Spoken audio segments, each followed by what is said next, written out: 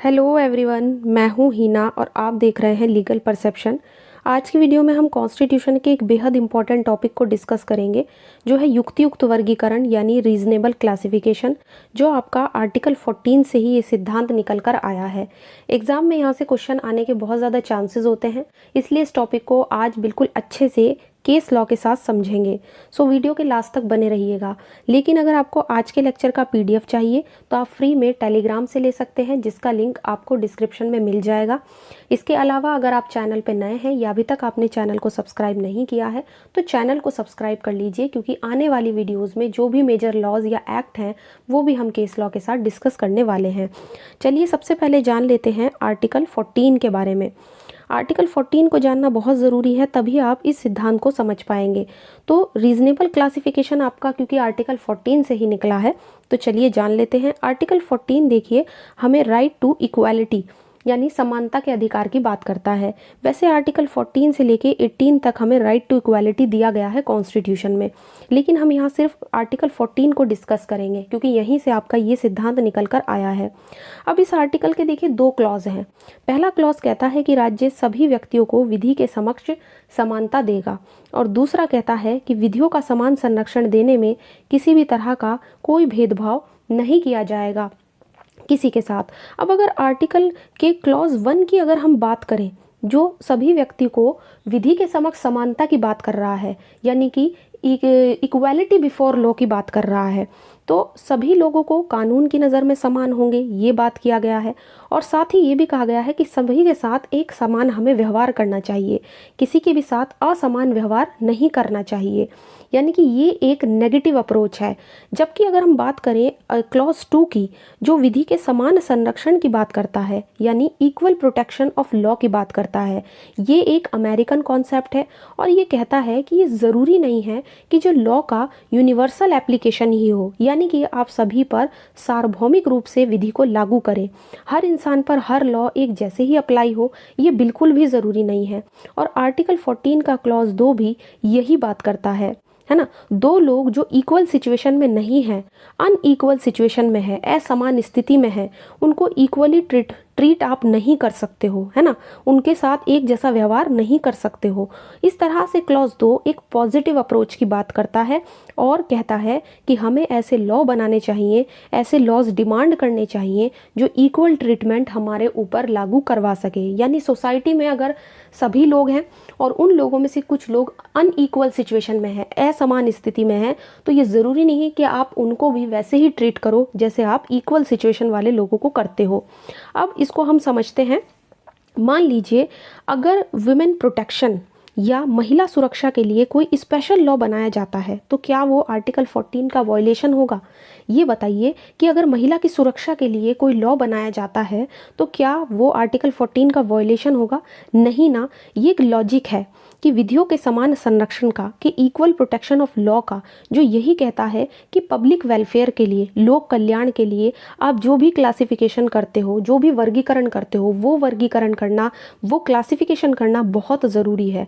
और जब तक हम उसे पहचानेंगे, है ना, तभी तो हम उसके लिए अच्छा लॉ बना पाएंगे। क्लासिफिकेशन की दो शर्तें हैं, वो क्या हैं वो हम आगे देखेंगे। फिलहाल हम पहले ये दो पॉइंट जान लेते हैं। सबसे पहला हमने बात की है विधि के समक्ष समानता की।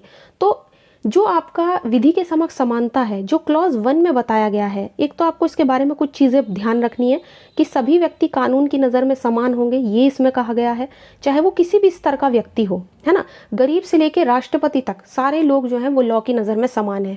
चाहे वो कोई, अगर मान लीजिए कोई व्यक्ति किसी ऑफेंस को करता है, किसी अपराध को करता है, तो ऐसा नहीं है कि आप उसका स्टेटस देखकर आप उसको माफ़ कर दोगे। लॉ की नज़र में हर व्यक्ति समान है। ये सिद्धांत विधि के शासन पर आधारित है, यानी कि रूल ऑफ लॉ पर आधारित है, जो ये कहता है कि जो देश में जो है वो लॉ सबसे बड़ा है ना, और लॉ का ही शासन यहाँ पर चलेगा। डाइसी के द्वारा यही ये सिद्धांत दिया गया था। जो विधि का शासन है वो डाइसी ने दिया था। डाइसी एक विधि शास्त्री हैं जिन्होंने अपनी book the constitution of England में इसको दिया था। अगर हम इस सिद्धांत की बात करें तो इस सिद्धांत के अकॉर्डिंग विधि जो है, जो लॉ है, वो सुप्रीम होती है। विधि सबसे सुप्रीम है, वही सर्वोच्च है। नेक्स्ट जो आपका सिद्धांत है वो कहता है विधियों के समान संरक्षण के बारे में। ये सिर्फ आपसे इतनी बात करता है कि सभी कानून सभी व्यक्तियों पर समान रूप से लागू नहीं किए जा सकते। अगर आप इसको बेसिकली देखो तो ये नए लॉज डिमांड करने की बात करता है और ये एक पॉजिटिव अप्रोच है। अब हमारा आज का टॉपिक है युक्तियुक्त वर्गीकरण का सिद्धांत। ये आपका निकला है आर्टिकल 14 से ही निकला है और इसका मतलब क्या है? इसका मतलब है एक ऐसा वर्गीकरण, एक ऐसा क्लासिफिकेशन जो युक्तियुक्त और उचित हो, यानी कि जो रीजनेबल हो और बिल्कुल सही हो। तो यही बात करता है युक्तियुक्त वर्गीकरण का सिद्धांत। आज की वीडियो में हम इसी पूरे टॉपिक को डिस्कस करेंगे, अच्छे से डिस्कस करेंगे विद केस लॉज।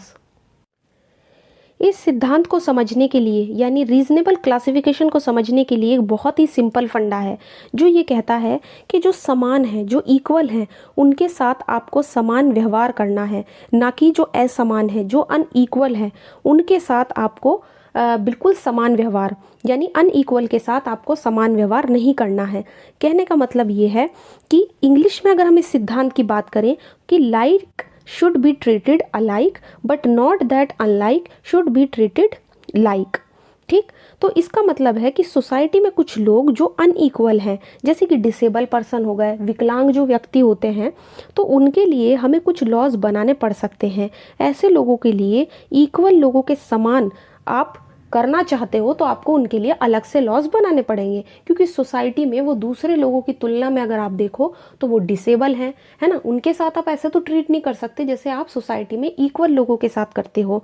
तो यही बात कही गई है कि जैसे कि आपका कुछ डिसेबल पर्सन हो गए, है ना, कुछ डिसेबल पर्सन हैं या विमेंस हैं या बच्चे हैं, तो सोसाइटी में आप उनको इक्वल लेवल पे लाने के लिए उनके लिए आपको कुछ लॉज बनाने पड़ेंगे।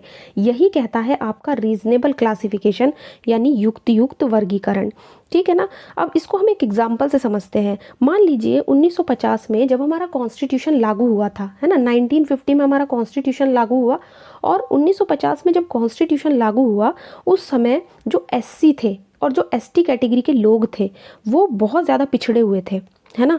हमने क्या किया, उनको इक्वल प्रोटेक्शन देने के लिए उनके लिए अलग से लॉज बना दिए, है ना, अलग से लॉ बनाया उनसे रिलेटेड, है ना। यहाँ पर क्या है कि ये ध्यान रखने वाली बात है कि सोसाइटी में जिन लोगों को ज़्यादा प्रोटेक्शन की ज़रूरत है तो ऐसा ही हमें क्लासिफिकेशन करके सोसाइटी में इक्वल बेसिस तैयार करना है। यानी उन्हें आपको क्या करना है कि जो सोसाइटी में इक्वल हैं उनके बेसिस पर ही आपको उनको वैसे तो आप उनको इक्वली ट्रीट नहीं कर सकते सभी के साथ, उनके लिए अब अगर आप कुछ लॉ आपको बनाने पड़ जाए तो यहाँ पर लॉज जो हैं वो बनाए जा सकते हैं, बट वो रीजनेबल हो और बिल्कुल उचित हो। रीजनेबल क्लासिफिकेशन को समझने के लिए 2 टेस्ट बताए गए हैं।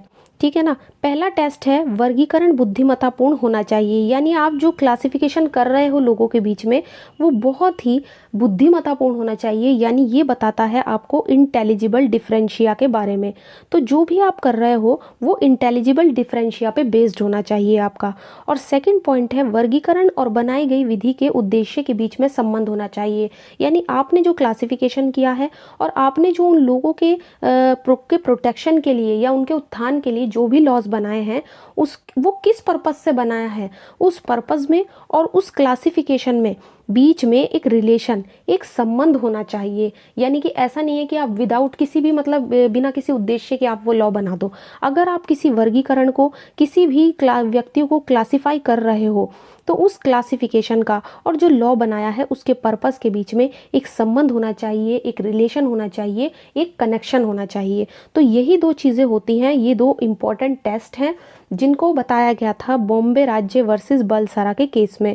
तो यहाँ पे आपको ध्यान रखना है इन 2 केस टेस्ट के बेसिस पर ही हम रीजनेबल क्लासिफिकेशन कर सकते हैं और इसी को हमें आज इसमें समझना है।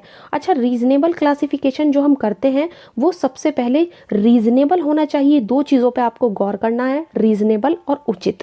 अब इसको हम कई सारे अलग अलग एग्जाम्पल से समझेंगे, बाद में समझेंगे हम ईपी रोयप्पा का केस। एक और इम्पॉर्टेंट बात जो रीजनेबल क्लासिफिकेशन के बारे में आपको जाननी है वो ये है कि मान लीजिए आप अगर सोसाइटी में मेन और विमेन के लिए अलग अलग लॉ बनाते हैं तो वो आप बना सकते हैं। जैसे इसका सबसे अच्छा एग्जाम्पल आपका आर्टिकल 15 का क्लॉज 3 है। आर्टिकल 15 का क्लॉज 3 ये कहता है कि स्टेट विमेन के लिए या बच्चों के लिए कुछ स्पेशल प्रोविज़न बना सकता है। तो क्या स्टेट इस तरह का लॉ बनाकर आर्टिकल 14 का वायलेशन करेगा? नहीं। इसी तरह से विमेन के लिए स्टेट जो भी लॉ बनाता है वो रीजनेबल होगा, वो युक्तियुक्त होगा। इस तरह का लॉ बनाया जा सकता है। लेकिन अगर विमेन के बीच में भी क्लासिफिकेशन करने लगे तो इन विमेन को इतना बेनिफिट मिलेगा और इनको इतना बेनिफिट नहीं मिलेगा, तो ये मना किया गया है आर्टिकल 14 में। यानी कि आर्टिकल 14 कहता है कि जो क्लास लेजिस्लेशन है वो मना किया गया है, बट अगर आप रीजनेबल क्लासिफिकेशन करते हो तो वो आप कर सकते हो, है ना। तो विमेन और मैन में अगर आप कैटेगरी वाइज आप उनको बांटते हो, विमेन के लिए आप कोई लॉ बनाते हो तो वो तो ठीक है, बट आप विमेन के बीच में भी क्लासिफिकेशन कर दो कि इनको इतना बेनिफिट मिलेगा, इनको इतना बेनिफिट नहीं मिलेगा, तो वो गलत है। ऐसा आप नहीं कर सकते हैं। क्लासिफिकेशन के बाद भी जो ग्रुप जो भी आप निकाल कर लाते हो उनमें भी भेदभाव करना यहाँ पर अलाउड नहीं है ना। तो अब ये क्वेश्चन उठता है कि ये कैसे पता लगाएं कि भैया क्लासिफिकेशन रीजनेबल है या नहीं।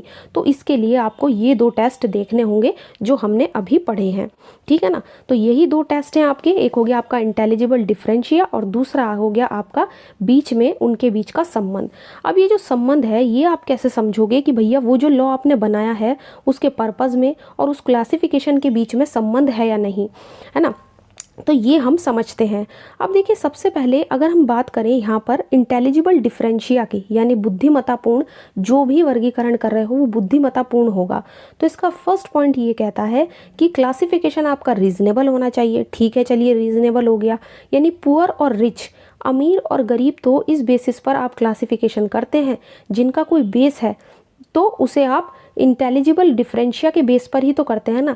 लेकिन ऐसा क्लासिफिकेशन कि काले बाल और भूरे बालों वालों के बीच में आप क्लासिफिकेशन कर दो, इसके लिए तो कोई आधार ही नहीं है। इस क्लासिफिकेशन को आप इंटेलिजिबल या आपकी इंटेलिजेंस पर बेस नहीं कहा जाएगा। सेकंड पॉइंट ये है कि मान लीजिए आप SC, ST और जनरल के बीच में क्लासिफिकेशन आपने किया है तो आप कर सकते हो। ये किस पर बेस है? आपकी इंटेलिजिबल डिफरेंशिया पे बेस है, क्योंकि सोसाइटी में कुछ लोग पिछड़े हुए हैं और कुछ नहीं है, तो इस पर ये क्लासिफिकेशन सही माना जाएगा। अब एक और लॉ बनाया गया 1989 में, है ना। 1989 में लॉ बनाया गया था ना, SC ST prevention of atrocity act. तो इसका ऑब्जेक्टिव क्या था?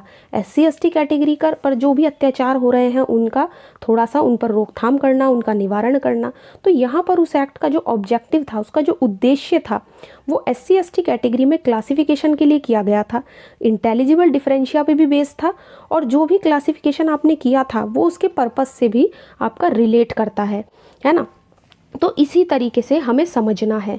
तो ये 2 जो आपके टेस्ट दिए गए हैं, एक इंटेलिजिबल डिफरेंशिया वाला और दूसरा वर्गीकरण के लिए बनाई गई विधि के बीच में उद्देश्य होना, तो ये दोनों ही मोस्ट इम्पॉर्टेंट हैं।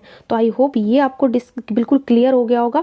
अब बात कर लेते हैं EP रोयप्पा वर्सेस तमिलनाडु राज्य केस की। सुप्रीम कोर्ट ने इस केस में कहा था कि भैया जो समानता है उसको पारस्परिक धारणा को मानने से कोर्ट ने मना कर दिया। जो पुराना रूल चला रहा था ना, जो आपका रीजनेबल क्लासिफिकेशन का, उसको कोर्ट ने मानने से इस केस में मना कर दिया।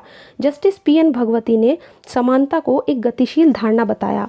उन्होंने कहा कि भैया जो समानता है, जो इक्वालिटी है, वो क्या है? वो एक लगातार बह रही है ना, लगातार उसमें गति हो रही है। वो एक डायनामिक कॉन्सेप्ट है। ये जो आपका कॉन्सेप्ट है ये गतिशीलता पे बेस है, ये कोई स्थिर नहीं है, कोई स्टैटिक नहीं है ना। आप इसको कंसाइज नहीं कर सकते। इक्वालिटी के कंसेप्ट को किसी लिमिटेशन या आप सीमाओं से नहीं बांध सकते।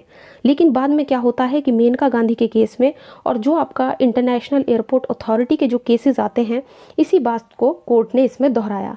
जबकि जो जस्टिस सिरवई थे उन्होंने अपने पुराने ही सिद्धांत युक्तियुक्त बोधगम्य, जो हमने अभी पढ़ा है रीजनेबल क्लासिफिकेशन, उसी को मान्यता दी थी। उसी के बारे में उन्होंने अच्छा बताया था। उन्होंने कहा था कि सोसाइटी में सभी व्यक्ति एक जैसे नहीं होते, तो इसलिए सब पर आप एक जैसा लॉ लागू नहीं कर सकते।